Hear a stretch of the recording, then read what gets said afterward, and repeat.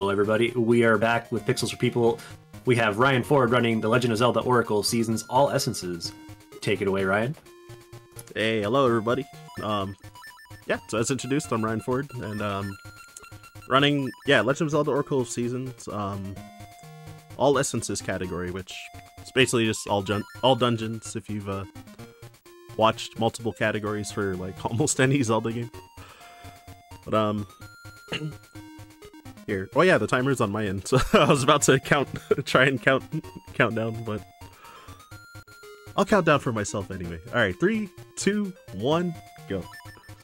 Oh, I think the timer worked? Okay, I got it. Yeah, so, we do have about, like, 2 minutes of downtime, honestly, with, a lot of, text message, sorry, a lot of texts and, mashing. Okay, yeah, so mashing through text and then, talking to NPCs and stuff like that. So, have to talk to each one of these to get to advance to the next story trigger. So, in this game, you can mash, you press both A and B as well to advance text. So, for me, I just mash by holding, both my thumbs, and if you can see on the webcam, I kind of just mash like that. I find it less tiring than, using, like, one finger to try and mash both buttons. And, yeah, later on in the run, there's gonna be some tricks that, are... I think some are kind of difficult, but, a lot of the difficulty from this run overall is mostly, what's it called?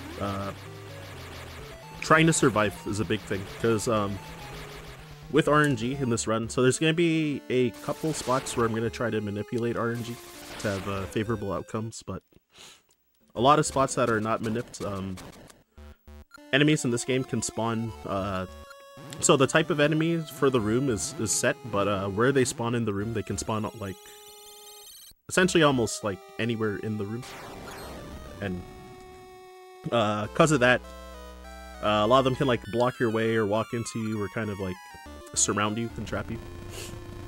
And along with that, one big change from the Oracle games compared to Link's Awakening, since the games look the same more or less, you have very little invincibility frames when you get hit by enemies, so you can... It's not uncommon to just get hit like 3 or 4 times by like, the same enemy, like walking into you and stuff like that, so you have to be really careful in that regard for survivability. Alright, about to get some gameplay going. Got through all the long opening text. Oracle of Ages is actually like about twice as long to get a run started from all the cutscenes and dialogue. That game has more. It definitely has a lot more like story heavy elements comparatively. Oh my gosh, that was already speaking about enemy RNG. They kind of just like perfectly block the path, and unlike a lot of other 2D Zeldas where you can usually just kind of like damage boost and then use your iframes to like walk through the enemy if they block your way, then yeah, in this game you'll get knocked back, but your iframes will probably run out before you can like pass through the enemy. So usually if the enemy is blocking your way, then you either have to just, like, wait for them or kill them. Like, it's not really much else you can do. Which, I don't have my sword yet, since, currently in Hero's Cave to, get it right now, in a few seconds. So yeah, Keiths are, probably the worst enemies in the game. Like, that one hitting me. Fortunately, that room wasn't too bad, because, sometimes they'll all, like, clutter around the door, and... can be really bad, and either just wasting time or just like sapping your health kind of quick. Alright, and with the sword, so now that I can actually attack enemies, up until I beat the first dungeon, gonna be trying to kill 30 enemies to do sort of an RNG manipulation to get a item called the level 2 power ring, which will increase your sword damage, but you also take more damage when you get hit, if you have it equipped. Also, when I entered this town, so the seasons are random when you enter here, and if you get anything except winter, that's good. But if you do get winter, it loses about 8 seconds to navigate to this tree. So it's faster to leave village, sorry. It's faster to leave this village when you entered and just go back left and then re-enter and try to re-roll the season and hope you just don't get winter again. So I think it loses like about 2 or 3 seconds to re-roll the season, but yeah, so if you get winter like I think like 3 or 4 times in a row, then you'll start losing time. So I've never had that happen. It's like the double winter is kind of common, though. I was gonna ask, is like the odds just straight up 1 in 4 per season, or is it weighted towards a given season? Yeah, it's 1 in 4 in that spot. Okay. And then a lot of screens, like everywhere else except for that village, like the season when you enter that area is static. So like just before I entered this dungeon, like oh, I forgot to. Oh, I have splits up. Whoops. I saw the timer turn red, so I was looking at it. I'm not sure if it showed on the on OBS or not. But whatever, I just skipped the split. These invisible imaginary splits. But yeah, so yeah, everywhere else the season is static when you enter that area. But then later on when I get the Rod of Seasons, if there's a tree stump, then you can change the season for whichever ones that you have in your rod, and you have to unlock more seasons as you progress through the game. And yeah, so you know, hope that some of these keys come near. Okay, yeah, there was a ton that I killed actually. I was gonna say like hopefully some of them come nearby, and then I can just like rack up kills for Maple. And then yeah, nice free 10 bombs in that chest right there. Which there's gonna be a cracked wall coming up in a bit that I need to blow up with that to be able to progress to the mini boss and to get the dungeon item as well. And there's a bit of a risk where I could die. In this room, I'm gonna damage boost through all these spike blades, but if you move through it too slow, like you can sometimes get hit more than once by them, and yeah, just easily lose all your health. So there's this fairy, it can just like dart away from you sometimes, so it's kind of scary, but fortunately it didn't fly too far off. And mini boss quick kill there. Those two guys have 8 health each, but it's not like a shared HP. So that's why I was only focusing on the blue one. But when you kill one of them, then they both die. So that's why I just like attacked only the blue one particularly. Which spin slashes do 2 damage, regular slashes do 1, and oh, and then yeah, I made the bomb also double hit him, which also does 2 each. Alright, so midway warp back to near the start of the dungeon. So just need to grab the boss key in this room and kill all these enemies. Alright, so here I'm gonna save and then hard reset, and gonna be listening to the TV for audio cues to try and manipulate the RNG here.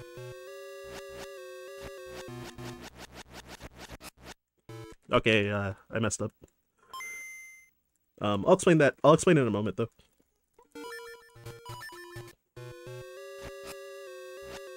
Okay, I think that worked.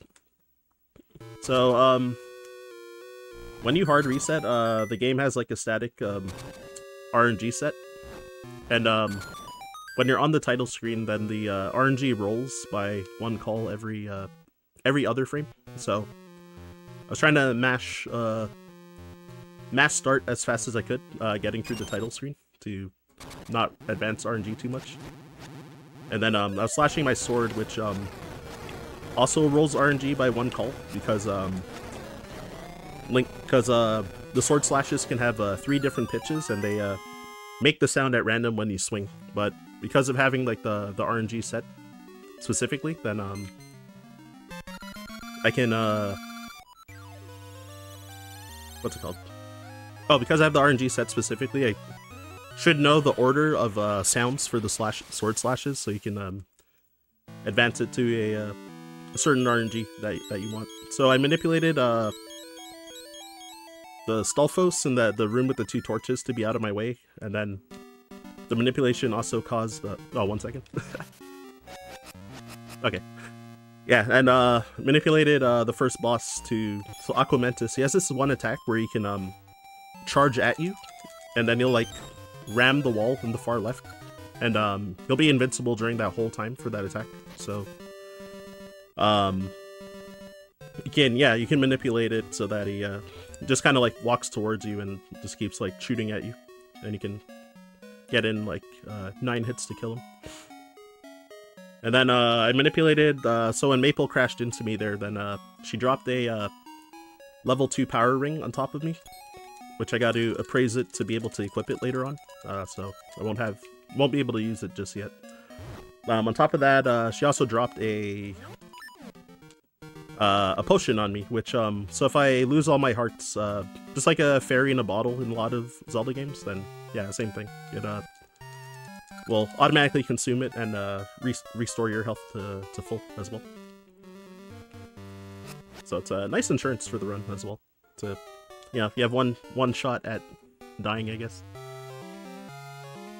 And then there's quite a bit of downtime here with oh, why did I forget her name? Oh, Rosa. And so just staying out of the way to not let her see me. So she's gonna be going to like a secret area called Sabroja, which was like the underground area where the cutscene when the temple like sunk down to the ground or underground. And I did 2 sword slashes on each of the screens to so that she'll give the fastest like routine, like moving around the room. So I always find it amusing watching that part and seeing that like you can be so close to their vision and you just don't get detected if you're just standing in the right spots. Blind characters when sneaking. Yep. Yeah, exactly. It's like it's funny because it takes so long. I've embarrassingly have gotten caught a few times despite like practicing that part enough. But sometimes I'll like screw around too much and just like get seen. So. Oh, oops! I didn't mean to sword slash there, but I think that should be fine anyway. Yeah, sometimes over mashing on text, sometimes you can like use your item as well, since it's on A and B. Well, yeah, I was reading stuff in chat as well, but then it's also like rambling so much about the run. So as long as chat knows that I'm not ignoring them, I have been reading messages. But yeah, so there's the Rod of Seasons, the cool flashy cutscene. So the rod doesn't have any power in it currently, so I have to go to this Winter Shrine to get Winter for the rod. It's the only thing I can get on this visit to Sabroja. So I threw a bomb at that switch. So down here in Sabroja, there is a mini game that you're normally supposed to play to get the boomerang, and then you're supposed to throw the boomerang at the switch, but whether it's an oversight or not, I have no idea. But yeah, you can just throw a bomb. Throw a bomb instead, so I actually don't need to get the boomerang from the dancing minigame at all, which is pretty convenient. And I'm still trying to carry RNG manipulation all the way to all the way until the first 2 sections of Dungeon 2. If I fail it, it probably won't be like such a huge time loss, like maybe ranging from like 10 to 25 seconds maybe. So it's not the worst compared to like getting the power ring. Like saves so much time like throughout the run that it's pretty important to get it, even though I lost probably like 15 seconds from resetting the second time. All right, you listen to TB again. Okay, I think I got the right roll.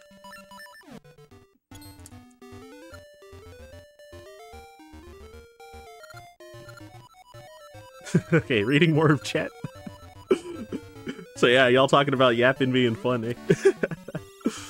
Trust. As a nerd with games, I could talk on and on about like things I've learned in these speedruns. which yeah, I mean, thanks to the efforts of like so many people that are like dedicated to running and loving these games, that like been able to like learn a bunch of games and at a decently fast pace, just because like, you know, other people have like run a lot of these older games like first, so usually there's resources and stuff that you can check out. So yeah, there I dug twice to roll the RNG a little more. Just to be favorable for the RNG for when I enter Dungeon 2.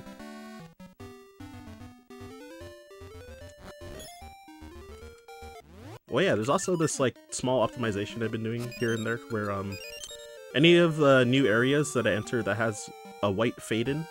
Oh, 1 second. Okay, there you go.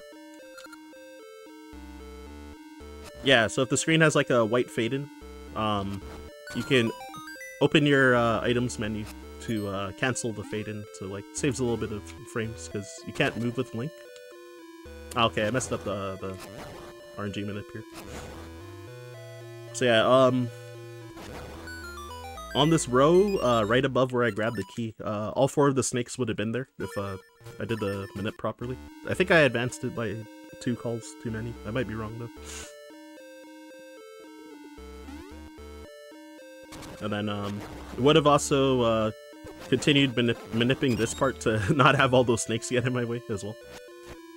And additionally for these guys, these moblins, because yeah, since their movement is also random, then you know, you have to either throw a bomb across these pits or have them be all the way to the right side of like their platform. I was pretty lucky that I was able to slash each of them, so it was it didn't take too long despite messing up the minute there.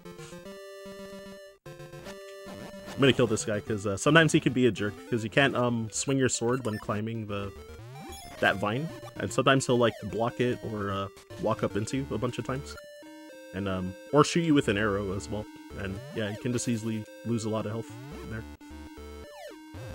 Oh, whoops.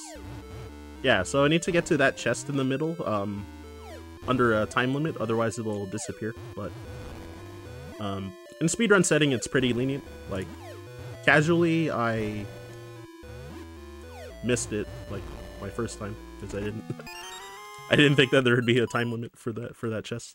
If you fail it, then yeah, you gotta reset the room. You'll also probably be low on bombs at that point, so it's probably easier to, in a speedrun, to just soft reset. Oh my god, this guy is in the way again. Yeah. And yeah, also doing these menus also takes about 2 seconds each, so usually want to try to minimize the amount of times you need to pause as well. But sometimes in those cases though, like that moblin could have just indefinitely been in the way, so might as well kill him. Oh wow, I got pretty lucky that nothing hit me there until that keys. Recently in runs, I've been like almost dead every time. Like every time I've gotten to this area. So yeah, there when I entered this underground section, like there was a white screen fade in. So I paused and did the menu here to equip sword and bracelet. Just because usually like enemies get really in the way over here, so it's more convenient to have your sword out. Because yeah, as you can see, there's so much keys everywhere. Oh, also in terms of like RNG manipulation stuff, these keys whenever they're moving, they also roll RNG every other frame when they're moving. So in Seasons, there's not as many RNG manipulations that we do throughout the run compared to Oracle of Ages, because yeah, part of that is because there's just like so many keys everywhere in this game. Which, I honestly didn't notice until someone in if you know TGH, someone mentioned it in his chat, like yeah, how come there's so many more manips in Ages than Seasons? And then he was like, huh, I'm not sure, I guess it's because there's so many keys. And then when he said that, then I was thinking about how there's keys in like every other room in like Dungeons and in caves, they're just like literally everywhere in this game compared to Ages. And yeah, so able to avoid damage from that spike trap by slashing the corner of it and it pushing me a little bit further. Oh, also if I kill some of these keys, they'll when I come back to that screen again, then they'll still be dead, so they won't spawn again. So fortunately, just have less of them in my way on that next visit.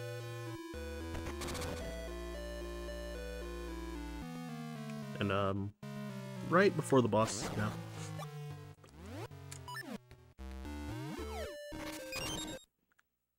So yeah, the Dodongo. So this game, Seasons, was supposed to be originally was going to be a remake of Zelda 1. So there's a lot of yeah, I guess like remaster or like reimaginings of boss fights. So this Dodongo with extra steps, like stunning him with the bomb and then throwing him into the spikes and stuff like that. Aqua Mentis, like that first boss, is like the Dungeon 1 boss in Zelda 1.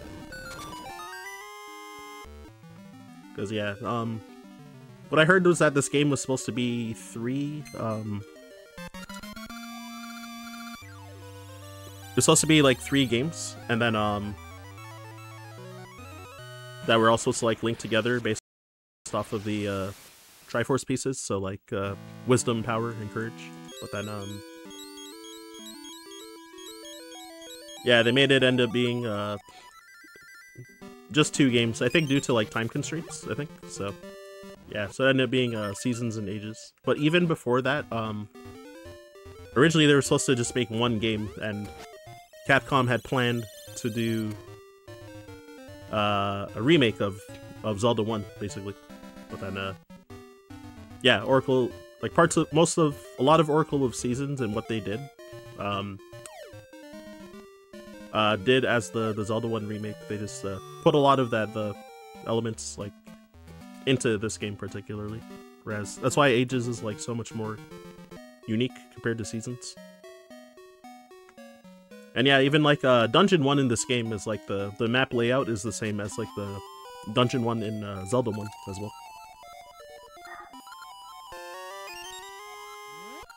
Oh, honestly, learning about the fact that there was supposed to be 3 different games, it'd be kind of neat to see this game be remade as it was originally envisioned. Oh, that would be so cool, right? Yeah, I wonder, like, yeah, I really wonder, like, how, like, all 3 games, like, linking together would be like, too. It's like, just, what could have been. But, as usual with, like, with big game companies and, like, time constraints and stuff, like, usually there's a lot of, cut content for games, so it's all like, gotta compromise. Yeah, exactly. That would be cool, like, because since people are wanting like the Oracle games to be to have a remake or remaster, since the Link's Awakening remake happened, then that would be cool if they remade like these games, but like in like how they were intending like the 3 games to be. That'd be so dope. And yeah, so Blano there, I had to win a boxing match with him, which I was just holding left and mashing A. Honestly, it was a if he cooperates, he'll just kind of like every time you whiff a punch, he'll put his guard up, and then if you walk up to him and punch again, then you'll hit him and push him back. So I just kept like whiffing, then hitting him, whiffing, then hitting him. I was literally just like mashing A and holding left though. to simplify it. Sometimes his RNG, like he'll try to start an attack like really early, and during like any of his attack startups, then he's pretty much invincible. So sometimes he can waste a lot of time by like spamming attacks a bunch. And yeah, so I needed to win the boxing gloves because he defeated Ricky here, this animal buddy, with defeated him in a boxing match and took his boxing gloves as a reward. So since now I'm the champ, I won it back and then gave it to Ricky, so now he's become my companion. And he also gave me a flute to call him as well. So whenever in the overworld, in most places, you can call him and ride him. So, won't be using that much, actually. Alright, I forgot to equip this. There you go.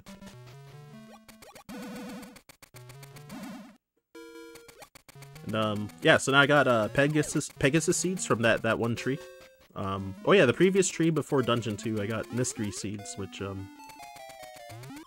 everything goes according to plan, I should really only be using it in, like, one section, like, equipping it once, like, ever in the run. But these Pegasus seeds, yeah, since you move faster when using them, then they're extremely valuable. And, for Dungeon 3... Oh, so when I got that key that was in that old man's house, there actually is an RNG manipulation you can do to, get more Pegasus seeds. And to, manipulate the RNG in Dungeon 3 as well. And, these enemies coming up in the water that are probably gonna get in my way, you would also manipulate them to move out of your way. But I never learned this manip, because, apparently if you fail it, then, you'll be low on Pegasus seeds, which just, like, wastes a lot of time. Oh, and there's this, star ore I'm gonna also dig up in Subrosia in a bit, which, you would also manipulate it to be in the best spot, because there's, 4 possible spots it can be on, like, 4 different screens, so... I'm also gonna be rolling the dice with the RNG there. Oh, whoops, I mismenued there. Yeah, so... yeah, so over here in this, sandy area. So, this spot, nope. Alright, this spot, nope. Here? Okay, I got worst RNG. That's okay. If I went the opposite way, then it could have been the, second best RNG. But, yeah, we usually just go, clockwise around. If you don't manip that. So also, due to, not doing the, RNG manip, for the Pegasus seeds, I'm also going to, wait, what am I doing here? Oh, I bought the shield there, because, after you buy the shield, then the next time you enter that shop, they'll have, Pegasus seeds for sale. So, after Dungeon 3, when I come back... Oh, oops, I said no to her by accident. So yeah, after Dungeon 3, then, so their ore is a currency that you can, find in bushes and dig, and, oh, I think you can find them under rocks as well. So, there's a rare ore that I can dig up that will, it's worth, 50 of these ores. So yeah, if you can see, like, the 000 near my heart, near where my hearts are, then... When you're in Subrosia, so you have the ore as currency. And, yeah, so it's worth 50, and the Pegasus seeds are sold at the shop for 25 each, so, for 10 seeds, for 25 ore, so... Since I cap at 20 currently with this, seed satchel that I have, then yeah, I can just buy it twice. Which, oh, which normally, yeah, if you did the RNG manipulation correctly, then you can skip that shop.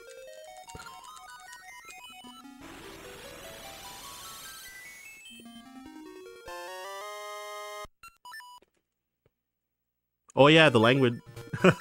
Yeah, I forget how much time the playing in Japanese compared to English saves in this game. I know for Link's Awakening DX, for our, like, major categories, I think it's around, like, 3 minutes, but, yeah, for the Oracle games, I actually don't know. I think it's I'm assuming it's a lot, because, or probably not as much comparatively, because, what do you do here? So when I started this file, so you can choose your text speed in this game, so I put it at the max, like, at 5, before starting the run. So text, like, pretty much instantly appears, so you can, like, mash through text really quickly in this game. But I think English has more, like, text boxes in total. So that's where the time adds up. Alright, so won't be seeing Ricky for a while. Also, I severely mismenued before, so the shield was in the way of my pause screen there. So So yeah, some people have like actual like menu routes where they have like they know where their items are like specifically, so they can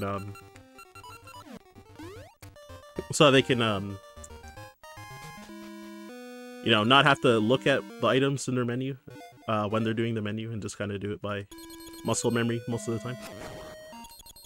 For this game, I find it complicated. I have a menu route for Link's Awakening DX for a few categories, but not for this game, though. And, yeah, this room coming up with, like, pots and stuff, so there's gonna be a bunch of, wall masters. So, if you get grabbed by them, then... Oh, okay, I messed it up already. If you get grabbed by these guys, then they bring you back to the start of the dungeon. You can move in a very specific way to cause them to spawn a certain number of tiles away from you, so that you can consistently like maneuver around them while like pushing these pots, and not have to actually kill them. But if you mess up the movement, then it's better to just equip your level 2 power ring and your sword and just kill them to get them out of your way. I always fail that movement, honestly. I can do it sometimes, but I rarely get it in runs.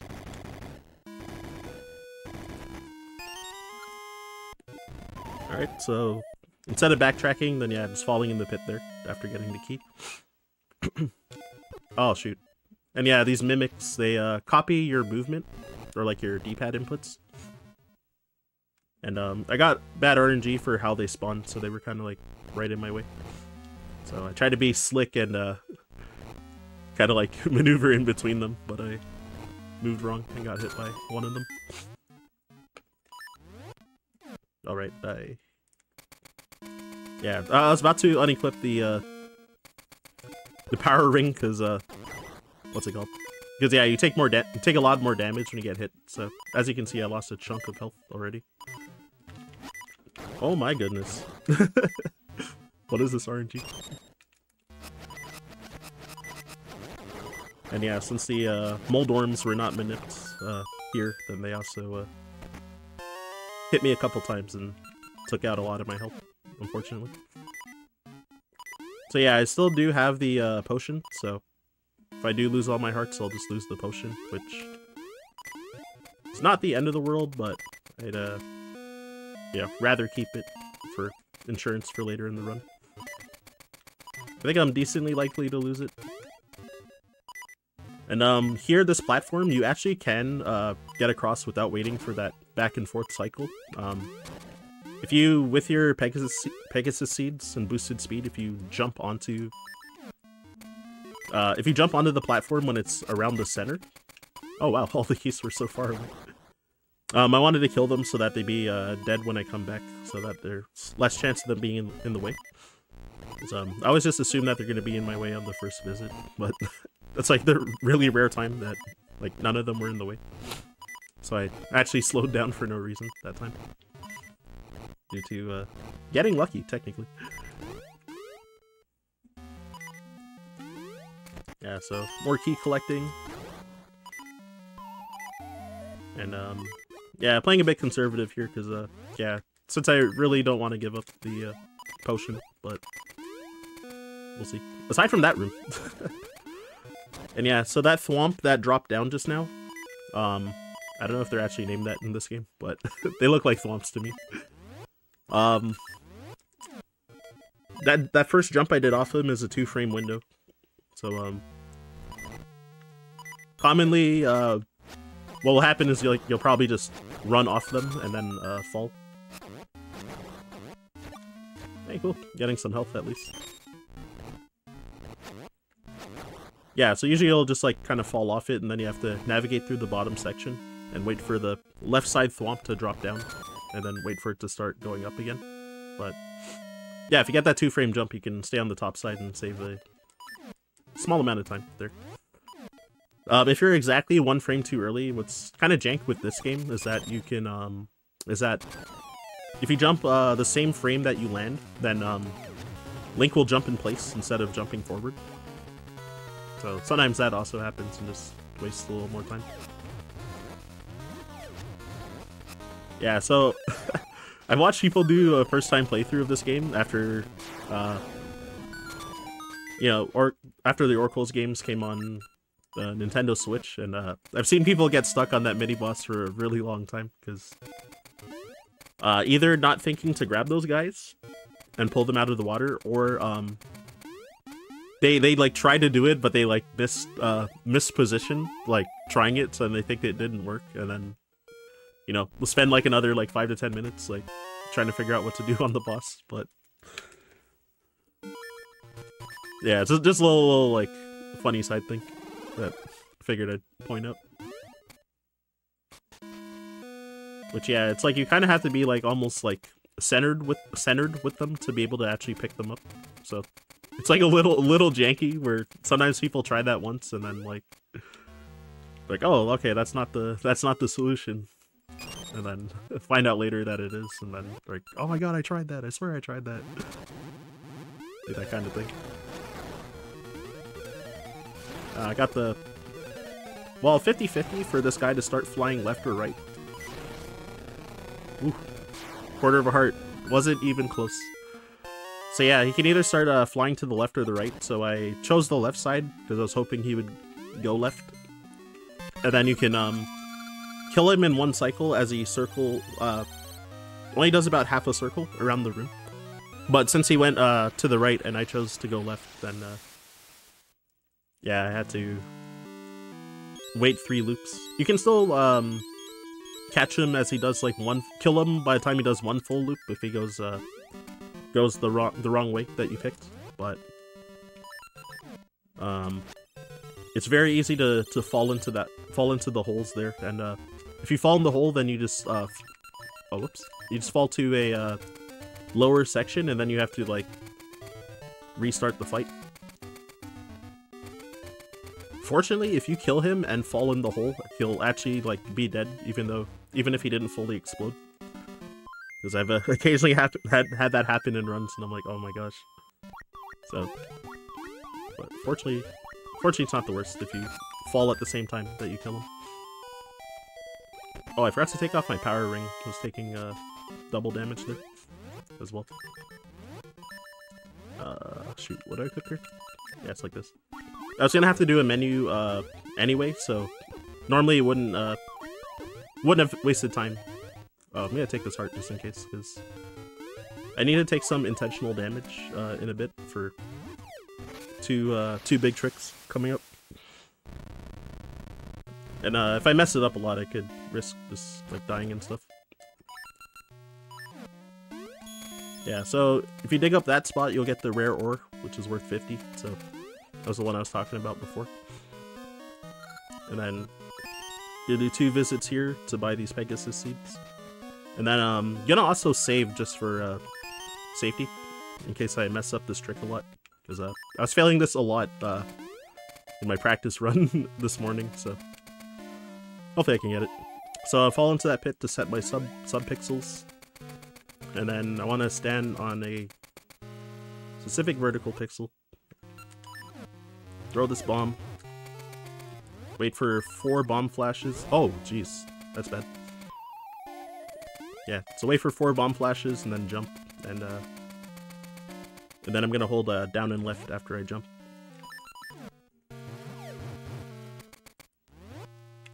That might have been late. Oh, it worked. Okay, cool. Second try. So yeah, you can just barely clip into that wall. If you have the right pixels and subpixel value. And since you're clipped into the wall and you're grounded, you can actually pick up that rock from the wrong side. And then fall in the pit with it. That rock is going to be gone permanently, and the trick is called hide and seek skip. So what it does is skip the hide and seek minigame, where when you enter a certain screen here in Subrosia after Dungeon 3, these 2 Subrosians will bump into you, and they steal your feather, and then you have to go through another one of those hide and seek minigames, similar to the one with Rosa, except more difficult because there's 2 of them, or like 2 enemies, or 2 Subrosians. Here, I'm gonna save again here just in case too. And And then yeah, it loses I think like a minute and a half or something to do the hide and seek game. So here I'm gonna be doing a jump for. Oh, I messed this up. Okay, that should work. Yeah, cool. Early autumn. So yeah, just now I got spring for in that other shrine, and then now I'm going for autumn early so that I don't have to come back to Subrosia for to get autumn later, even though I don't need it right now. Which I've seen in some other people's routes that have like way better PBs than I do. They do the 2 visits to get autumn later. Oh, for a moment I forgot where I was going.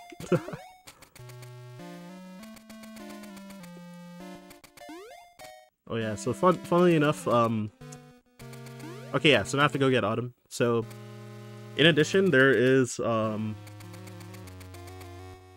my gosh, my brain's all over the place. My bad.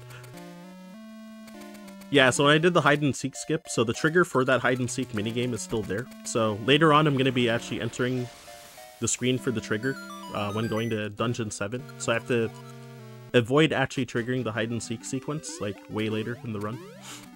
Otherwise, yeah, I lose like a minute and a half doing that as well.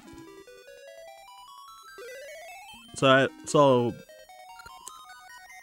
when I'm doing some cleanup on the way to Dungeon 7, then going to be like moving in a specific way which is just to avoid the trigger of the hide and seek minigame.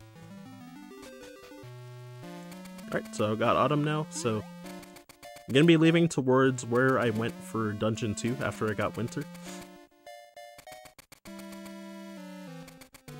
Which, gonna head towards, oh, what's the place called? Sunken City. And from there, yeah, from there I'm gonna be getting the flippers as the next big item to swim in the water. So normally in a run, if I had 2 hearts here, I wouldn't take a safety heal, but I'm gonna do it just to, oh, whoops, just to show it. I need spring. Oh my gosh, I hate when this happens too. So yeah, about enemies being able to spawn anywhere on the screen. So that guy was just like on the 2 tiles, like up there where I need to go. Because the water, I'll take damage like drowning in the water, the deep water there. So that that moblin was just standing in the way. That happens a lot too, which is kind of funny. Alright, so Sunken City. So yeah, the King Moblin there, you don't have to fight him, that's optional in this run. Oracle of Ages. There's another King Moblin fight that you have to do, but yeah, that one actually is mandatory in that game. We actually do it really early in Ages as well, like in the speedrun. Because of getting near Dungeon 5 really, really early. Due to being able to get Pegasus Seeds early. And then, yeah. And then we, like, do that fight just at that time, instead of doing a second visit. Alright, so those kids, I traded all my bombs for them to leave Dimitri the Dodongo alone. So yeah, now I got a new animal buddy, so I can ride up these waterfalls. Which, it's gonna be how I do this trial to get the flippers. So you're supposed to hit all of these statues in one swing, or that's the hint that you get. But it still counts as hitting it once if you like slash, but you're charging your spin slash. So instead of pushing them all in like almost a circle around each other, then yeah, you can just push the one to the left that I did, and then slash the top one, and then spin slash the other 3. Yeah, so there's the flippers. I kind of mash slow on the text with that guy, because I commonly like overmash like that text and waste the Pegasus Seed. Sometimes. So if you feel bold, you can take a damage boost off of that fish that I swam by just now. It looked like a familiar enemy from a certain game. Alright, so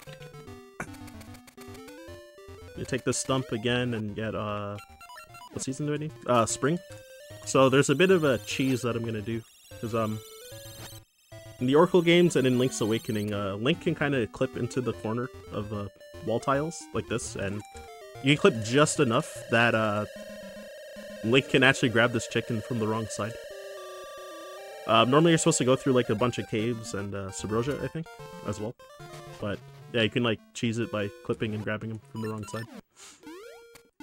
So here I need a, oh my gosh, need a banana for a, well, I was gonna call it a trade sequence, but you just feed Moosh the bear banana, the winged bear.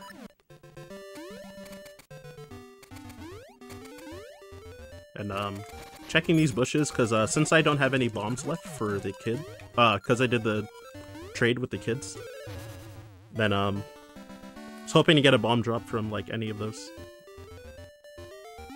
But yeah, the speedrun Discord has a lot of resources for both seasons and ages, and the randomizer as well. So yeah, definitely recommend it. It's on speedrun.com. You can find the Discord right there on the tab, Discord tab, or find the Discord tab right there on the SRC page. Speaking of seasons versus ages in general, if you were somebody that was like, if you were recommending a runner, which one to learn first, which one would you recommend? And the follow-up question to that is just probably going to cause some drama, but which one's better, seasons or ages? Oh, I love answering this question. It comes up decently often, but I'm so biased. I think I like seasons for both casual and speedrunning more than ages. I think for like, if you were to want to learn to pick up both games, I would recommend seasons first, because additionally because ages has so much RNG, or so much more RNG, but a lot of RNG manipulation as well. And some of those manips are like difficult to understand starting out. And I think because there's not that many in seasons, for me personally, like learning them in that order, like seasons and ages, I think a lot of the skill was like very transferable to learning ages. I remember seeing that there was one trick in ages that is very difficult to pull off that saves a bit of time too. Oh my gosh, I'm assuming it's probably the early switch hook. Is probably the one that you're referring to. I think that's it, yeah. Yeah, and Dungeon 4, it saves like 3 minutes to get it, but it's also like, you have to do an RNG manipulation, and then on top of that, it's pixel perfect, frame perfect trick as well, to like do the trick, on top of like keeping the RNG manipulation going. And yeah, if you fail it, then yeah, it loses like a bit over a minute if you fail it too, because you have to just hard reset and then just retry it again until you get it. Which I've personally only done oh, am I supposed to have sword? Oh, it's feathered, right. Yeah, I've personally only done 2 runs of Oracle of Ages so far. I actually learned it because of so there's a event that I've gone to twice last year called Zelda Fun. I'm not allowed to say where it is, but I traveled with a friend who's a friend that lives near me that is part of the Zelda-thon team. So he's like invited me to like participate in some of their online events, and then for in person some in the summer last year, and then right after Christmas last year as well. And yeah, for the winter event that happened like at the end of this past year, then I learned. It's funny, I submitted Oracle of Ages without actually like learning the run yet. So I gave like a kind of generous estimate, or what I thought would be a generous estimate, to like 2 hours for any percent, which Yeah, so I did learn the run, and then I forgot what time I got for that run. I think it was like an hour and 40, whatever my PB is currently, because that was my second run ever. I think it was like an hour 48 or something like that. So I'm glad that I was like way underestimate, but like top level runs are like, you know, around like 120 or sub 120. So, you know, according to your speedrun.com page, it was a 151.09. Okay. So complicated things happen. So that's my first finish run, because my PB got rejected on the leaderboards because there was an issue at Zeldathon. There was a COVID outbreak that happened, and then I had to run remote while there at the venue, like in a separate room, and it had like a really bad like audio delay, and because of that, the moderator that was verifying my run, he said he rejected it because well, one, the VOD wasn't separated, so I just sent him this long like 20-hour VOD and like timestamped it. And then also the audio was desynced by like 3 seconds or something.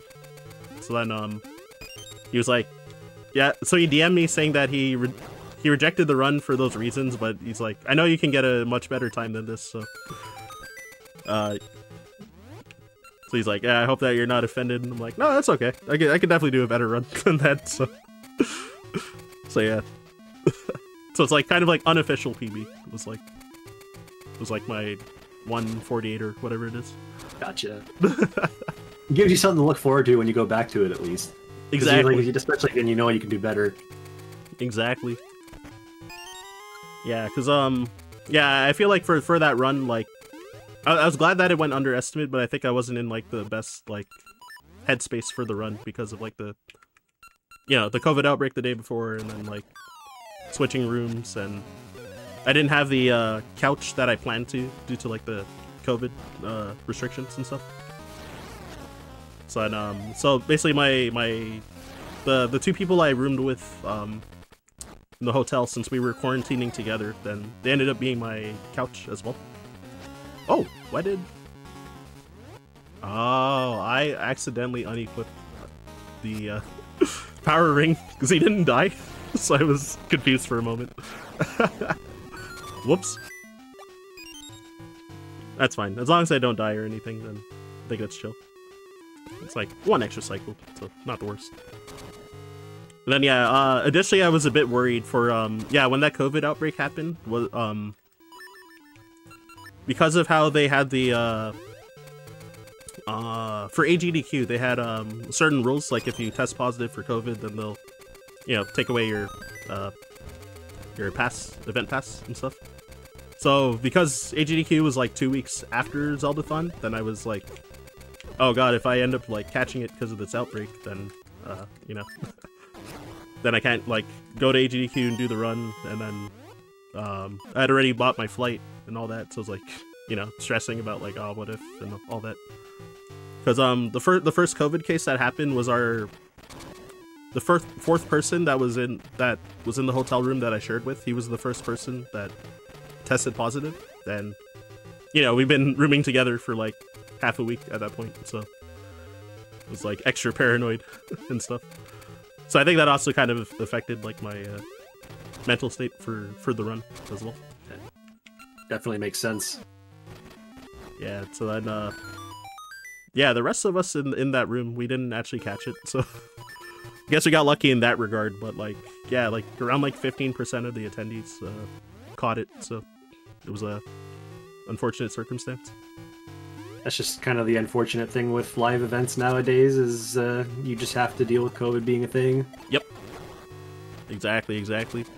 It seemed like a lot of the wellness team caught it, so I think the outbreak like happened like around them, I think.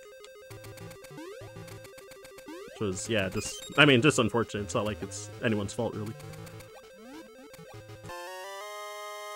Oh, I have a huge time save in this this segment compared to my PB. Because I went the wrong way and I forgot to get that boss key over there. And then I went to the boss door and couldn't open it, and I was like, oh no, and I had to backtrack all the way there. So I lost like... I think on my splits it says I have like 55 seconds to save on like this segment. So yeah, hopefully I don't run out of health. I got really unlucky after when I beat the mini boss named Agneem, who kind of looks similar to Aghanim, I guess, with all those like energy balls and like teleporting and stuff. Afterwards, when I was getting this slingshot, oh, I'm gonna get hit. Yep, that was really unlucky too.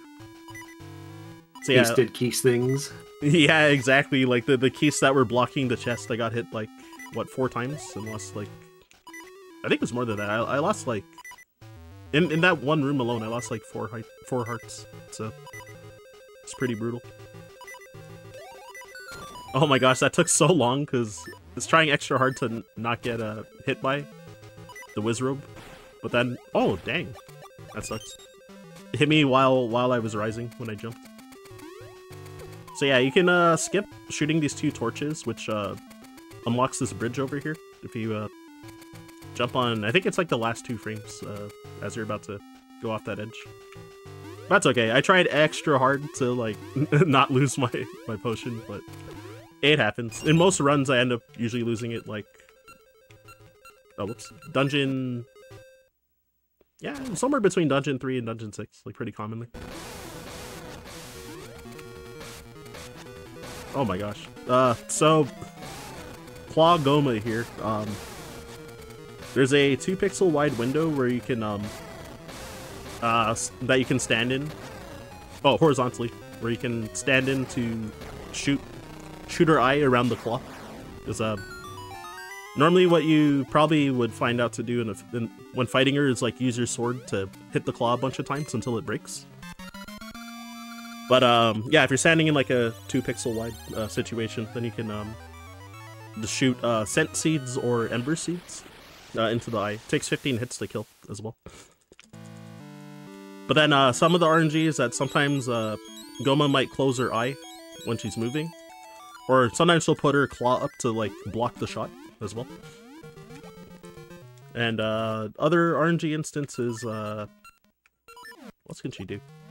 Oh, she can like scuttle to the side, like sideways, like back and forth across the room. It's just random. She fortunately didn't do it at all this fight. From experience, she commonly doesn't do it, but the last run that I did, she did it like twice in a row, so it was like kind of hard to reposition and like chase after her and stuff like that. It's like pretty rare that she'll usually like do it once in a fight, because usually you're standing near her to make her aggro you most of the fight as well. So it seems less likely to move away from you because of that. And then yeah, getting grabbed by the claw does, I think it's 1.5 hearts of damage. So you gotta be careful not to get grabbed. And the hitbox for the grab like lingers so long, like awkwardly long too. So it's pretty easy to like barely not like jump over it the whole way through. Or kind of as she's like retracting back, then it'll like still grab you sometimes. So it's kind of precise, is what I'm getting at. So yeah, there I use the mystery seeds because oh right, I have the thing equipped already.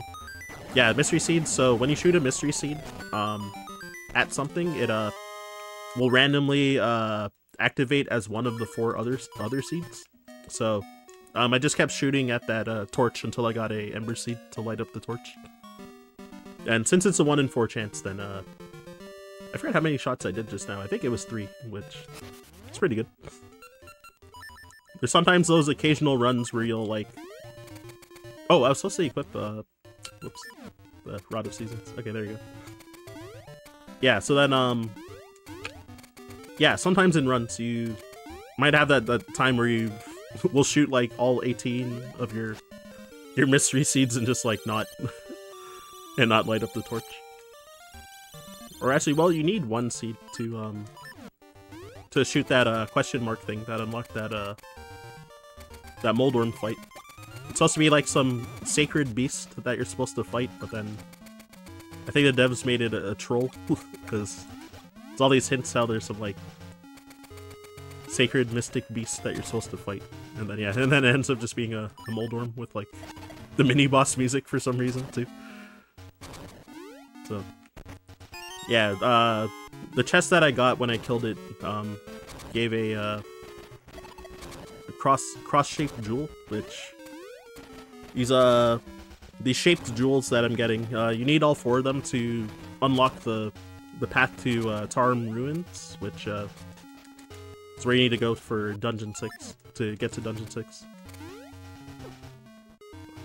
Oh my gosh. That was a silly error. I think I pressed jump slightly before I pressed forward, so then Link just like jumped straight up in place instead of jumping forward. So I didn't have enough momentum to cross that gap, and I just just fell. So yeah, I think this dungeon's pretty cool. Sometimes I end up taking deaths here because there's gonna be a lot of spots where I'm gonna be trying to just avoid getting hit from enemies for a while. And now I've got the magnet gloves, which this item, yeah, it's essentially like hookshot in most Zelda games, but yeah, there's these like metal pillars where you can you know, either push yourself away using the opposite polarity, or oh shoot, that's bad. My Pegasus seed, because I had bad movement, it ran out just before I Pegasus seed ran out like just before I was jumping there, so I wasn't gonna have enough momentum to cross that gap with the along with the magnet gloves. So yeah, if you attract, you can oh whoops. Yeah, so if you attract, then you can like pull yourself to those metal poles to cross gaps, and then yeah, repel, you can push yourself away also to cross if you're going the opposite way. Yeah, so these Armos statues, there's gonna be 4 chests that appear, and you have to open them in the order that you killed them. Otherwise, the chests will just turn into anti-fairies, and you need to open all 4 of them correctly to get the that key. Which, what do I even use this key for? Oh, I think it's for the mini boss actually. So yeah, gonna be doing a lot of save into soft resets here to keep traversing these same 2 areas a lot. It's kind of bad that I got hit twice there because having the power ring equipped too, so I took twice as much damage there. So I pushed that switch, so there's like there's a metal ball that would have dropped down if I didn't save and quit. You would have seen it drop down, but I'm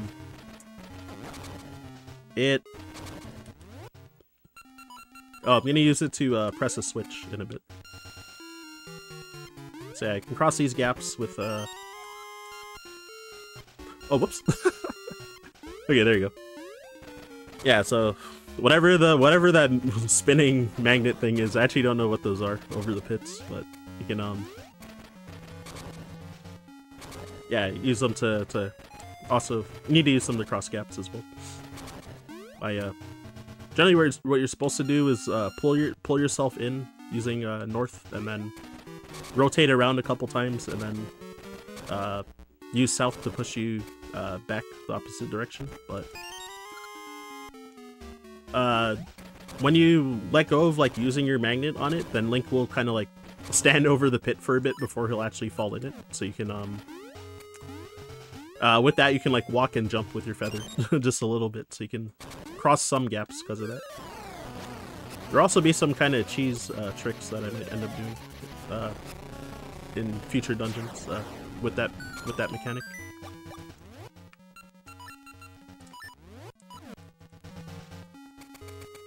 Alright, so yeah, so that metal ball that I dropped down earlier. Oh, whoops. Yeah, so I need to unlock that switch there, and then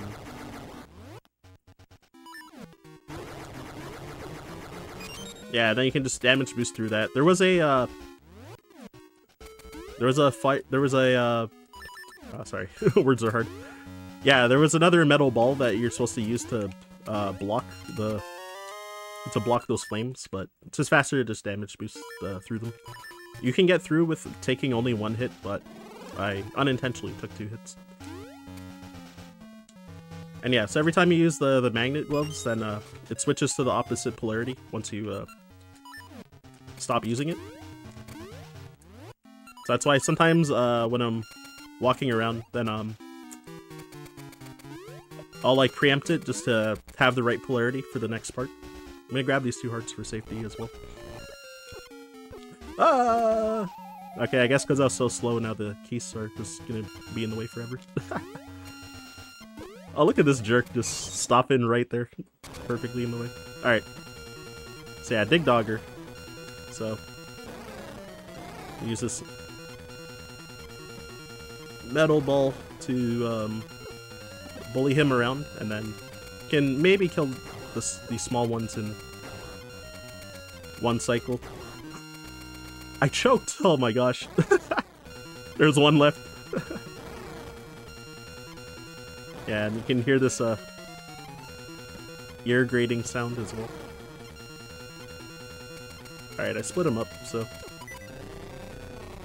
Yeah, I was trying so hard not to also kill myself with the metal ball, because you can damage yourself as well. So, it's a pretty long fight, but that's okay. At least I lived. It would have lost so much more time to die in that fight. And because I lost, like, more health than I healed back in the previous room, then due to all the keys, then, you know, played more conservative because of that.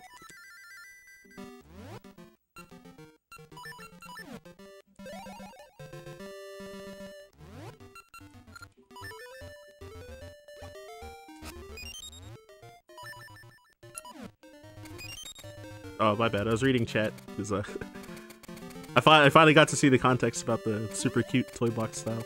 Yeah, I've heard people yeah, similarly when we were talking about like hoping for a remake of this game, then there's been people that have a lot of hope for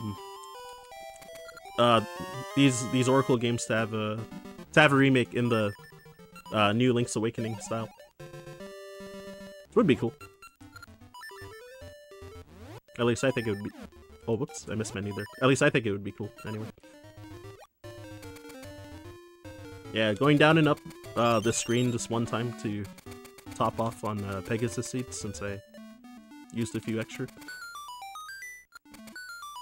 And yeah, so Tarm Ruins here, which definitely love this song. Whenever I'm doing runs of this game, if people haven't seen this game, then they'll often talk about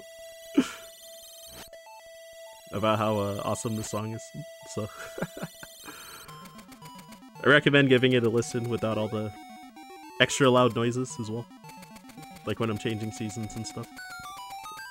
And then yeah, for Dungeon 6, I like that song a lot. Just coming up soon.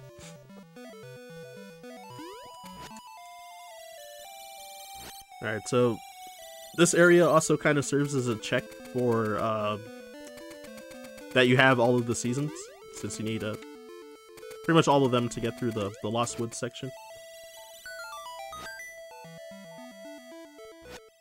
Alright, so fall here, and... Oh, I guess you need them all in this early part too, actually, as I was saying that. Because yeah, you definitely need fall here, because you can only pick up these mushrooms in fall season. Otherwise they're like stone. And then, even though it's going to be kind of a big detour, I'm going to be getting the level 2 sword. Or noble sword. Because the extra power actually, like, makes back all the time that you spend going out of your way to get the sword. And yeah, so normally there's like a trade sequence, and then at the end there's a what's his face? A Deku Scrub that will give you a hint to go left as the seasons get warmer. So yeah, so I went left when, you know, making each season warmer. So like winter, fall, spring, summer.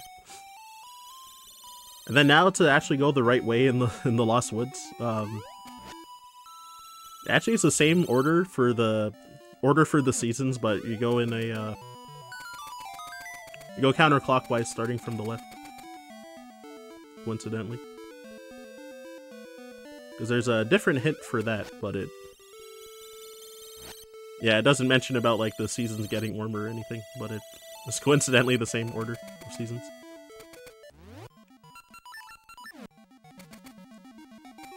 Oh yeah, sometimes when using the shovel to clear snow or dig, so I'm like canceling the ending animation. Oh, whoops, that was a mistake. Oh wait, I actually did need to pause anyway, so it would have been better to just do the menu once I fat fingered that button. That's okay. And yeah, you can cancel your sword swing or your digging with the shovel if you jump with the feather. So it's like a little small time save. For sword slashes, I know you stop for 20 frames whenever you swing your sword. For your first slash. So you save like a handful of frames whenever you do those cancels if you have your feather equipped. Yeah, so this dungeon is very long and like expansive actually.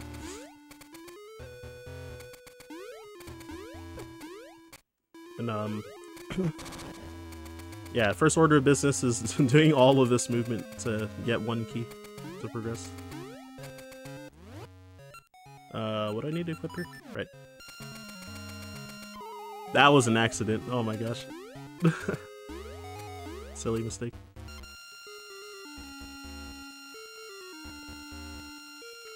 Yeah, so it's bringing this to me.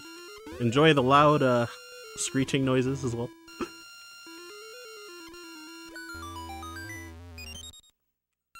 Okay, yeah, I did hear the oh, whoops. Whatever. I paused again by accident. I was trying to soft reset, but I like missed the button somehow. It's funny. Oh yeah, so normally when I'm doing save and continue, that middle section, then so I do save and continue instead of save and quit, because save and continue and then doing a soft reset is a little faster than hitting save and quit.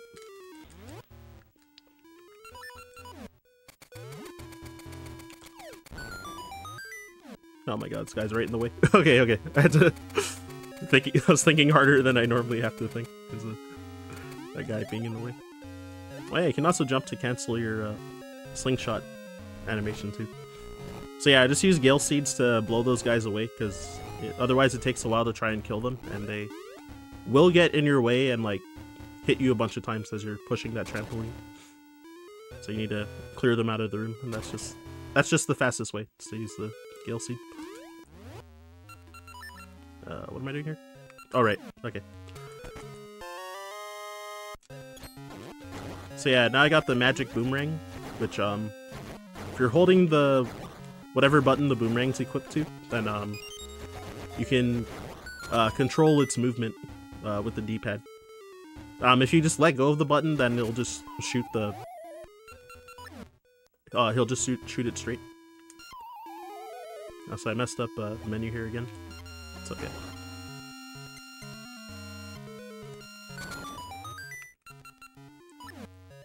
Alright, there you go. Oh yeah, these snakes also. So what makes them aggro you is just when you're laterally lined up with them. And yeah, so yeah, you just kind of have to just like take whatever RNG comes at that point in that room. And sometimes a bunch of them will be on the stairs when you're going up too, which is like funny when that happens. Oh, I misequipped here. I was supposed to have Pegasus seeds again.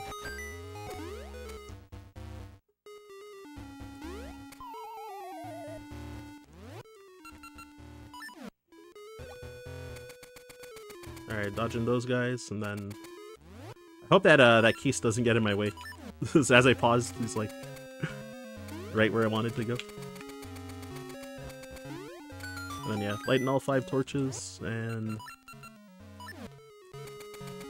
oh, I have a lot of Pegasus seeds left. Oh, and I also had a lot of health. I didn't even need that fairy. I didn't even notice. So I usually end up needing to refill on both, if not one or the other. But the Pegasus seed I actually needed this time. So if I had how many? I think I've had like 6 or more. Then you can skip those spots. Which usually will only happen if you get a drop from the enemies. Which actually, the Armos room, when I got the magic boomerang, it's like decently likely that sometimes you'll get a Pegasus seed from those. From some of those, or at least one. Well, since I have to come back to this room, then since all the snakes were in my way, or ropes is their name, then they won't spawn again when I come back to this room. So I just started swinging at them since they were almost all of them were in my way, except for this one lone guy over here. Yeah, so this is the biggest instance of RNG that can't be reliably manipulated. So Vire. In Oracle of Ages, they actually do manip this fight in. I think it's also Dungeon 6 in that game as well. So yeah, so you need him to either just fly at you, or if he's doing his like half circle around the room, you just gotta hope that he lets you hit him. Because sometimes when you get close and try to swing at him, he'll just like zoom away off screen and then do his next cycle. But sometimes he'll just like let you hit him. Like the first time that I hit him, I think I got lucky that way. So yeah, that fight wasn't too long compared to the last run I did. It was like he gave me like two. He swooped at me immediately the first 2 cycles, and then the third hit took like, it was bad. I think it was like 13 extra cycles or something. So sometimes that just happens. Alright, so I'm gonna equip just for safety, because I often lose a lot of health because this Dark Nut will often be in the way when I'm trying to get these the switch. It's optimal to just like ignore him, but if he's in a bad spot, he can just like chase after you and follow you and just hit you a billion times if you don't have your sword equipped. So yeah, I didn't want to take that risk, especially since I don't have the potion now. Then it can be really dangerous. And then yeah, I'm gonna throw this up, and yeah, sometimes Keese will get in your way trying to hit that switch all the way up there. Sometimes the Keese will be off screen, but like right in front of the switch and like block it. So I never preemptively walk back into the pit anymore due to that. I forgot I had the right items equipped already, so I just paused for no reason. So Manhandla, especially when I first started running this game, like in mid-2022, this was like the boss I most commonly would die to. Yeah, like chain hit a lot. Especially, so after you start killing these heads, then Manhandla starts moving faster, like so. So the strat is generally you want to try to, oh, whoops. Oh, and the sand's also like dragging you around too, which is another extra obstacle. But yeah, you want to try and get 3, it takes 3 hits to kill each of the heads, so you want to get like 2 hits before you kill any of them. And then try to kill like, I don't know, at least like 3 of them at once afterwards. So yeah, that took really long, like the music even loops as well, but it's definitely just a tough fight, in my opinion. Did I rank this Zelda among the retro ones? Let me take a sip of water before I start rambling. Stay hydrated, folks. But yeah, of all time, this is my 3rd favorite Zelda game.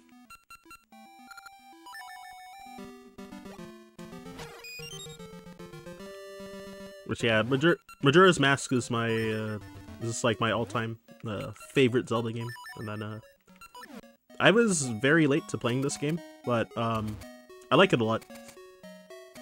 And I played both Seasons and Ages. Dang. Oh, I got it. It's hard to usually fix your position after you fail this once coming out of the stairs. I just wanted to show the swag. Forgive me. So yeah, I can like throw it like right in between the rocks. To that switch. But yeah, so I played Yeah, both Seasons, Ages. Oh, I need a hard reset too. I almost forgot. Seasons, Ages, and then Minish Cap all back to back for the first time.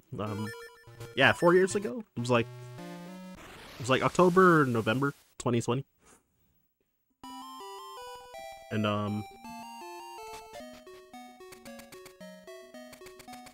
what else was I gonna add to that?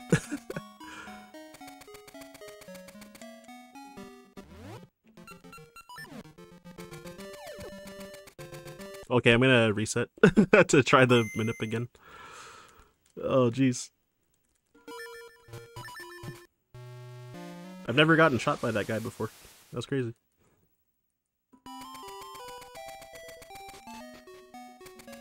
But yeah, and yeah, I liked all three games a lot, but yeah, Seasons is definitely my favorite of like those three that I played.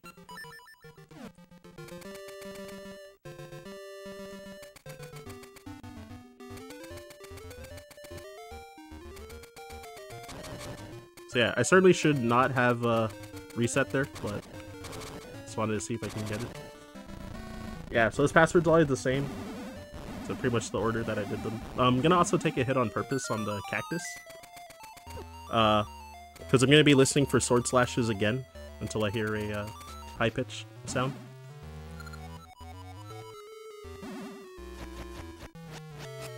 Okay, there you go. And yeah, the reason I took a hit is because so when I'm at full health, then the sword beams. Now that I have level 2 sword, Link will shoot sword beams at full health, and they are louder than the sword slash swing, so it's like hard to hear. Okay, I got the manip correctly. So if you do the RNG manipulation there, you can have the rusty bell be in this spot particularly.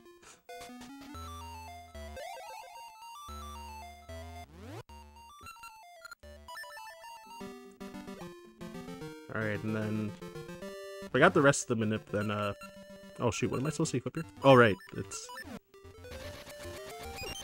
yeah, so you can cut those leaves there and get another Pegasus seed as well with the boomerang.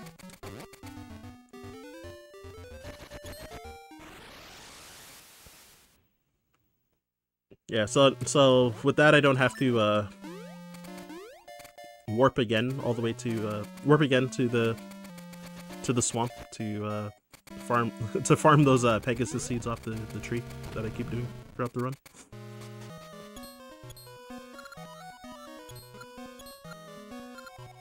So gotta say no to this guy, or whatever the second option is.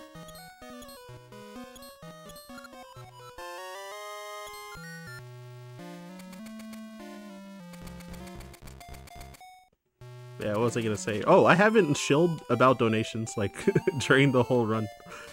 But yeah, exclamation point donate. But yeah, of course, money going towards Child's Play, so obviously another very good cause. Oh, I forgot to use the seed here while I was rambling. I was thinking about, honestly, the reasons because I was thinking about how I was going to mention how, since I moved to kind of like the top of the screen there, I mentioned earlier how the trigger for the hide and seek minigame is still there. So if I was too low on that screen, it would trigger it. So between the little shill and also thinking about pointing out that part, just kind of like brain farted. It's funny. But hey, thanks for typing out the commands, everyone. There's actually quite a bit of downtime right here. Long cutscene and quite a bit of text with the pirates. Well, I would love to use that downtime to read off some donations. We unfortunately do not have any donations to read off currently. But as you were saying, yeah, guys, if you can bring in some donations, we are raising money for Child's Play charity.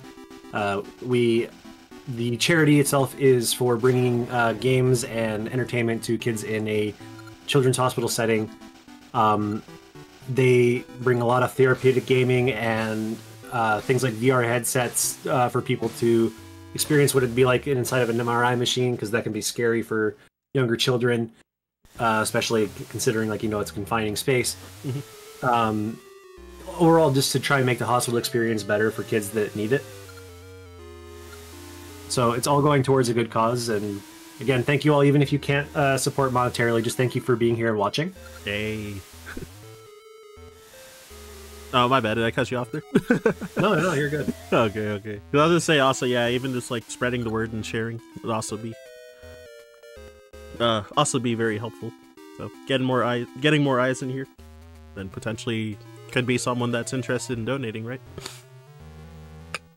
So yeah, make sure to spread the word if you can, if you'd like to help out too. And yeah, pretty much at the end of this cutscene, so back to the gameplay. So there's a slightly difficult jump over here. I'm kind of like in between two tiles, because if you're in between two pit tiles, then Link will kind of get dragged like towards the pit before he actually falls in it. So then,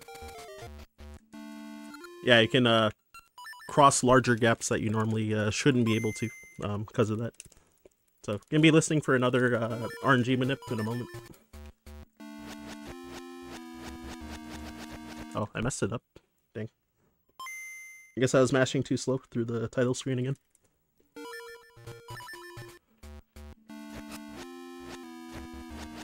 Okay, there you go. I got it this time.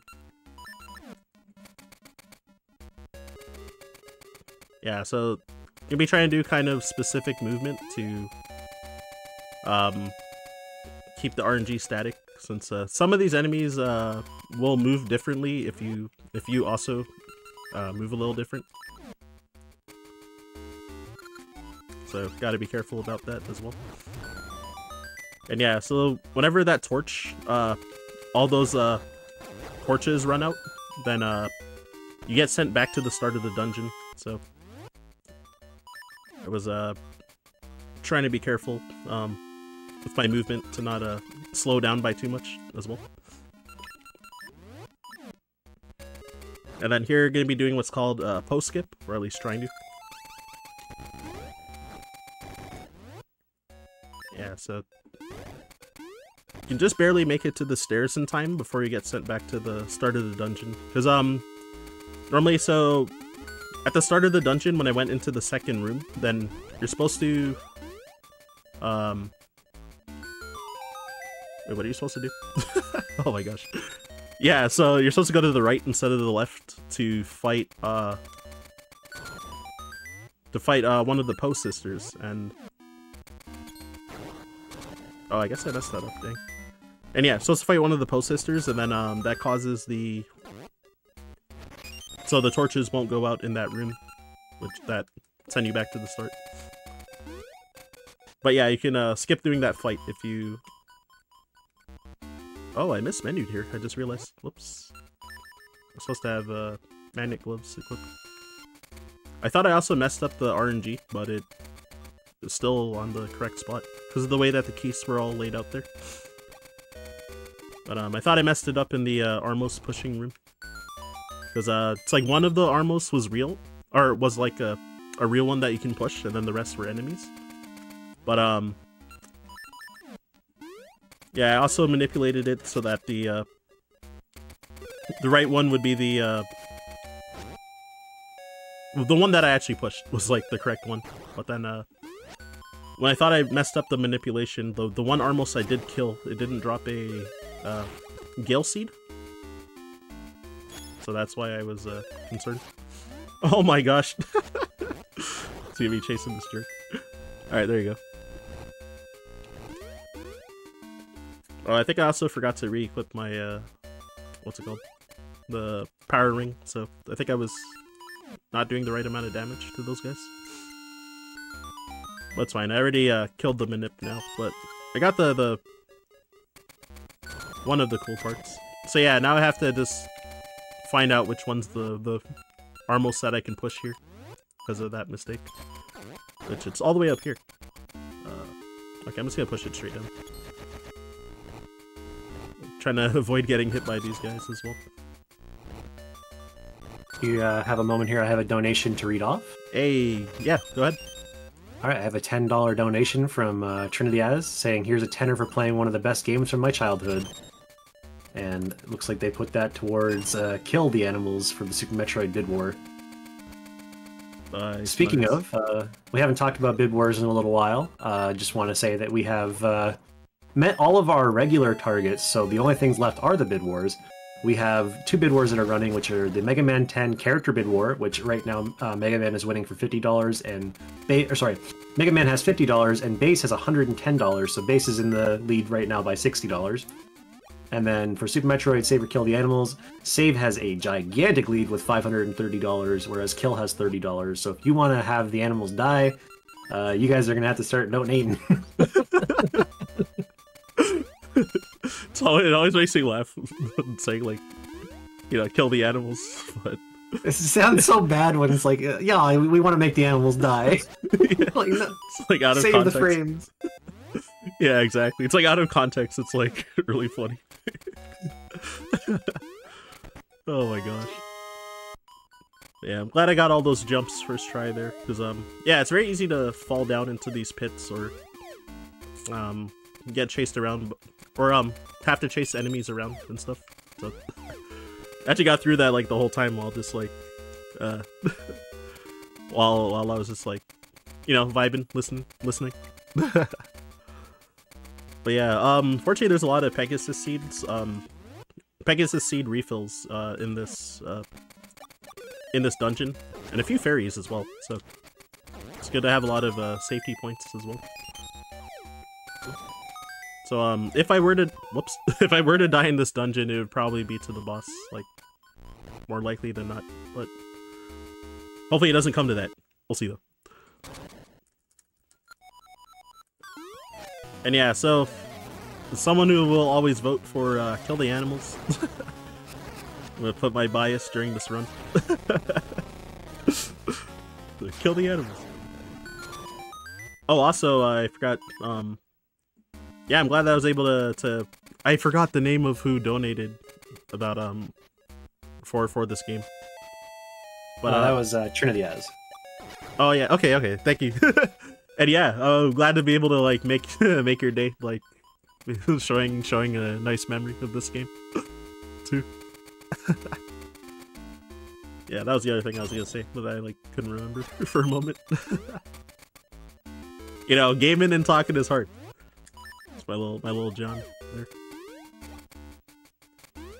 And yeah, so these switches, so there's like the statue heads besides showing what order to hit those. So the new dungeon item that I got is the Rock's Cape, which lets you do this neat glide that I've been doing throughout this area so far. Oh! I almost just walked off in the pit. I mis-equipped my items. That was a close call. Otherwise I would have fallen back down like 2 floors. And yeah, so these jerks, these Stalfos, so if you swing at them, they dodge your attacks. Yo, there's Trinity, yes. So yeah, so the yeah, the Stalfos, so when you swing at them, they'll like jump back to dodge your attack. So it can be kind of like annoying to chase after them. But if you're holding your sword out, like as if you're charging a spin slash, then they won't dodge it, so you can just like poke them with your sword. Yeah, so Gleeok, with a twist in this game. Oh, whoops. So yeah, he when you kill the heads, if you take too long to kill the second head after killing the first one, it'll reattach to the body, and then you have to kill it again. So these seeds, or this essence, is very graphic. We'll just pretend it doesn't look like that. We have another donation, actually. We have a $10 donation from Justin Zane. Doesn't leave a comment. Thank you so much, Justin Zane, for the $10 donation. Hey, thank you. Yeah, just gonna jump away from that topic. Yeah, the seeds of life. Alright. Yeah. Anyway, So not gonna be going back to refill the Pegasus seeds because there's a bush. There's 2 bushes I'm gonna break that has 2 Pegasus seed drops. So gonna get 10 back in like two screens from now. Yeah, right here. And fortunately, so I was a bit paranoid about my Gale Seed situation, but this bush I'm about to cut gives you 5 here. So because I had exactly 0, I was like, oh, that's not normal. So I was a little concerned that I might not have a Gale Seed to use to... Like, I've been using them to warp throughout the run already. I thought that I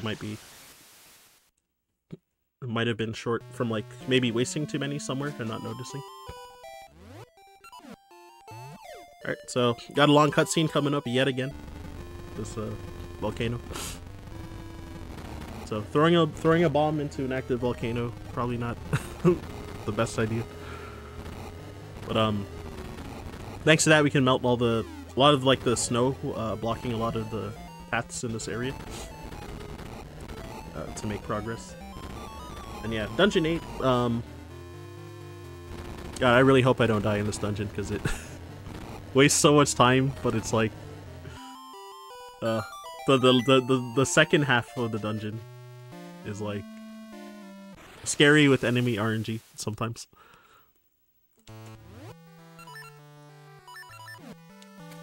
Oh, I completely misequipped everything here. Whoops! Alright, here we go. Okay, yeah, so gonna have to change the season to summer over here because of there's a vine that I'm gonna need to climb. Oh my gosh, I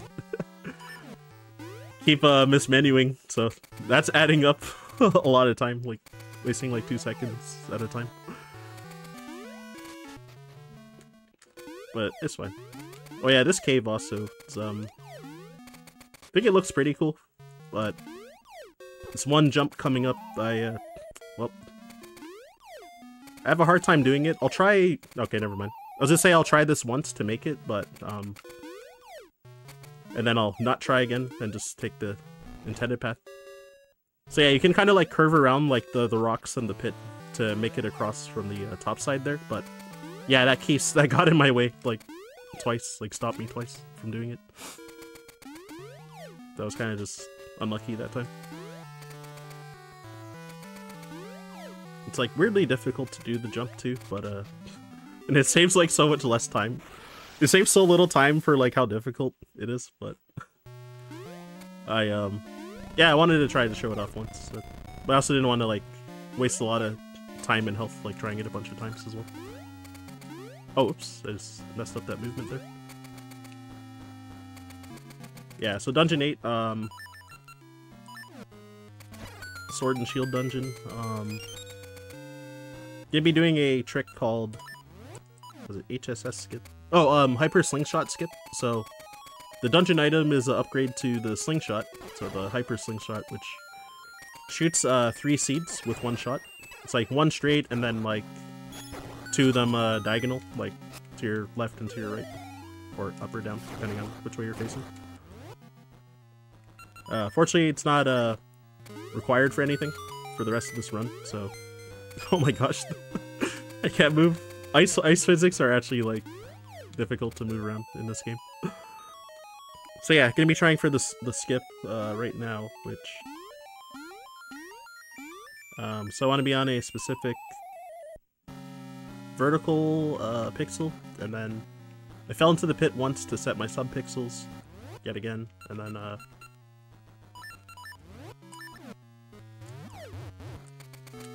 oh, I might have waited too long. I hope this is fine. Okay, cool, it's fine. And then yeah. There's so much to explain there. Oh my gosh, the mold worm almost got me. Jeez. Okay, yeah, so with the ice, when you're trying to move a small amount, so if you tap a direction, if you hold it for 8 to 13 frames, Link will move 3 pixels. So I needed to move like specifically that amount, like 3 times, otherwise it completely kills your position. Yeah, these keys are aggressive this run. Oh my gosh. I'm gonna lose so much time, like, waiting for these this extra platform cycle, just because the keys just, like, bodied me like crazy there. Do we have time for another donation? Yeah, for sure. Go ahead. All right, we have a $3 donation from Now Undefined saying, thanks for putting this together. No, thank you for the $3 donation. We really appreciate that. Hey, exactly. What was I say? Any amount counts, so... Yeah, definitely keep them coming if you can. Yeah, just for every single person. Sorry, go ahead. No, you got it. I was just gonna say, if every person donated $5 here, then we would have raised quite a bit of money. So you know, exactly. I'd be like, at this point, almost $400 just from that. Sheesh. Okay, yeah. So we've actually got like quite a solid amount of viewers like watching. Then that's dope. But yeah, what was I gonna say? Oh, just like one thing I did for marathon safety was even though it was a little slow, the those anti-fairies, like the sparking things that were moving around the blocks in that one room, then I threw the boomerang at one of them since they're guaranteed to drop a fairy. So just to heal up, because I was earlier talking about how I really don't want to die in this dungeon. So you know, yeah, restoring four hearts.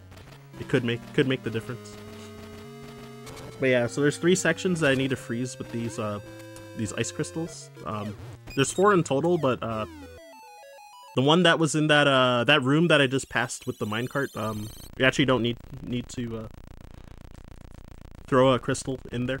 I think there might just be like an item that you can get, like a piece of card or something, or a gaseous seed. I forget what the item is even. But yeah, I think there's a chest that we don't need for the run.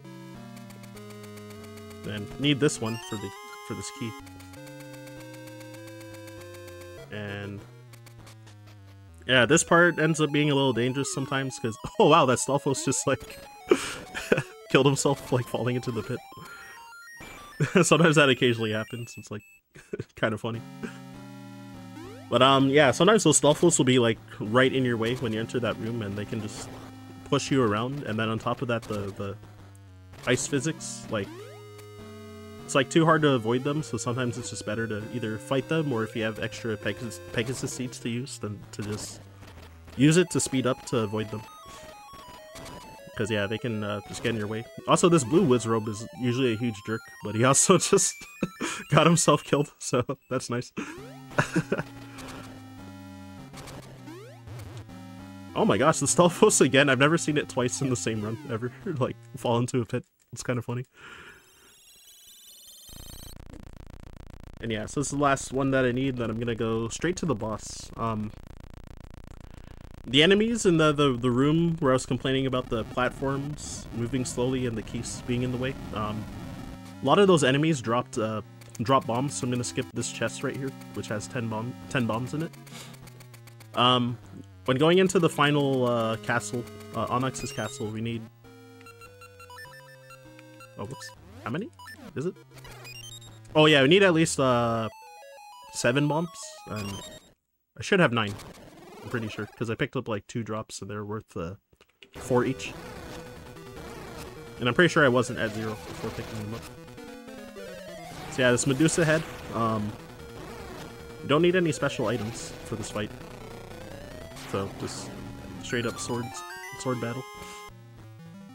And also normally, optimally, usually runners will skip that heart container that I just got, and the one in Dungeon 7 as well. It's like, usually they're comfortable having enough health for the end game, but yeah, just grab them. So they cost like, I don't know, like 2 seconds, 3 seconds, something like that each. And I mean, dying at the end of the run would cost way more time than those few seconds, so it's worth it for now. Okay, yeah, so I do have enough Gale Seeds, cool.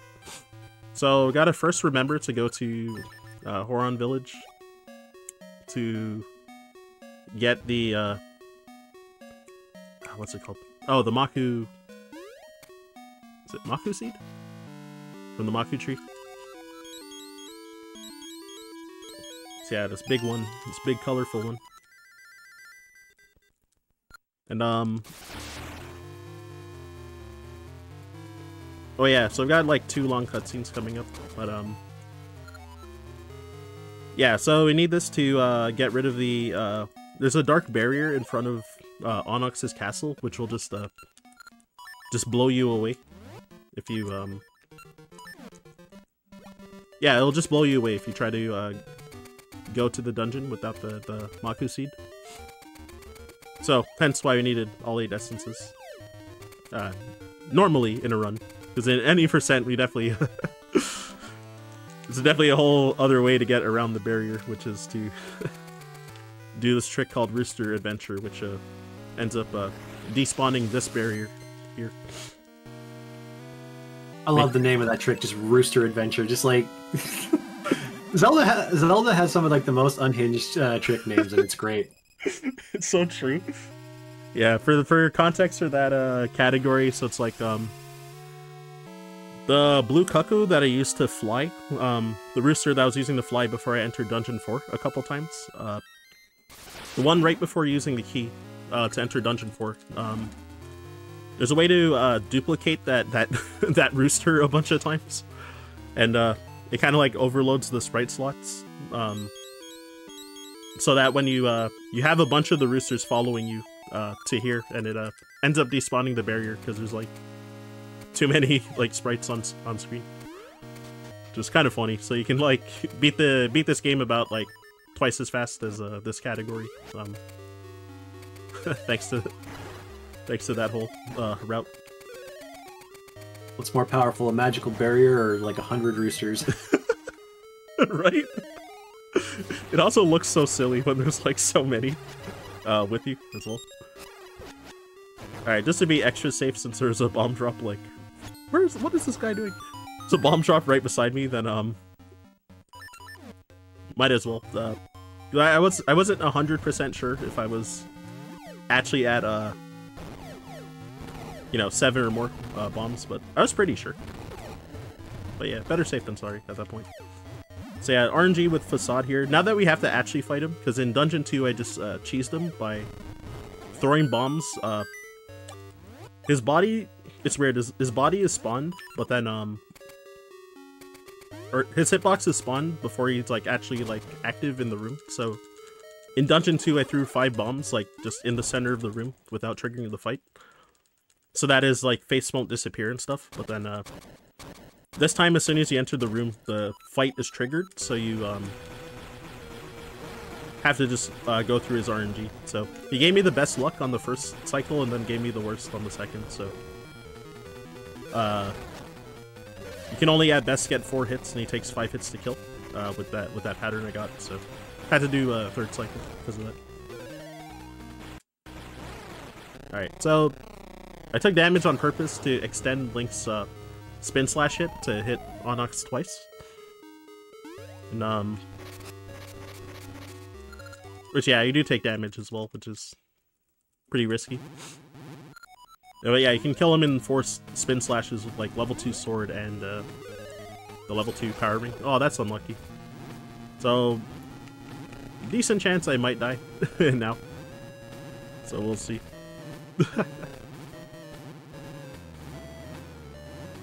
Okay, I'm gonna first unequip the power ring just to try and be a little safer. Oh cool, I actually landed on his hand when he did the swooping attack. I rarely get that. What? Okay, I have no idea why my Rock's Cape floating thing didn't happen, but alright. So I just fell all the way down after. So yeah, you can stun lock him by going back and forth if he's like not moving upwards. Oh, that's time as well. Yeah, so since he's moving around kind of like in a circle, either clockwise or counterclockwise, then you can if he's not moving upwards like he was the very first time that I fell, he ended up moving upwards as I jumped and committed. So then that's why I didn't cross over to his other hand. But yeah, I was able to at least show the stun lock after a little bit of a close situation there. Yo, thanks for the GGs, everybody. Well, what was I gonna say? Oh my god, it does kind of look like X1 Sigma. Oh my gosh. That's another game that I'm trying to learn at some point, but I haven't gotten around to it yet. X1 and X2, since I already have experience running X3. So, planning to learn those two eventually. But yeah, anyways, hope y'all enjoyed. Thank you again for the donations coming in, everybody. And what else was I gonna say? Yeah, if you also want to shoot me a follow, I'm at Ryan_Ford522 as well. Running a variety of games. I just finished learning low level for Mario RPG, the SNES one, because I low-key had this like 6-year long sub goal, because people back then kept asking, are you gonna learn low level? Because I would run any %, and then I was like, all right, if I get 100 subs ever, then I will learn it. So then someone gifted 100 subs a couple weeks ago, so then you know, I have to commit to my word. So yeah, at some point, probably next week, I'm gonna try and start that run. Aside from that, mostly been grinding like Super Metroid lately, and Donkey Kong Country 2 a bit. So anyways, hope you enjoyed, and yeah, let's keep this event pushing as well. Thanks again for having me, Carter. Oh, do you have any shoutouts you want to make towards like the community or any like runners in particular? Ooh, yeah. Oh, since there was actually questions like about the run, the way that I learned this run was because of TGH. If any of y'all know him, there was a GDQ hotfix show called How to Train a Speedrunner, and in our speedrun Discord there is a link to that VOD as well. Even though it's like 6.5 hours long, it has like all the info that you need like to learn this run and to learn at like a decent level as well. It's like very comprehensive, I feel. So I watched it at like 1.3 times speed while learning it, because you know it's a long video. But yeah, definitely shout outs to TGH for getting me started. He also is a swell dude overall. Nitros, who is the world record holder for this as well, he's giving me a lot of advice like whenever I'm running this. Glyph as well, who also has given me a lot of advice. And I guess out of all those people is the only one I've met IRL as well. But who else is there? Mighty Mouth is a homie. And yeah, there is a bunch of other people, but it would take a while for me to list them off. But yeah, I definitely recommend checking out the Discord and the community for both seasons and ages, or even randomizers if you're interested, for both of the games as well. So yeah. All right then. Well, thank you again, Ryan, for showing off Legend of Zelda Oracle Seasons. We are going to be stopping off intermission here in just a moment.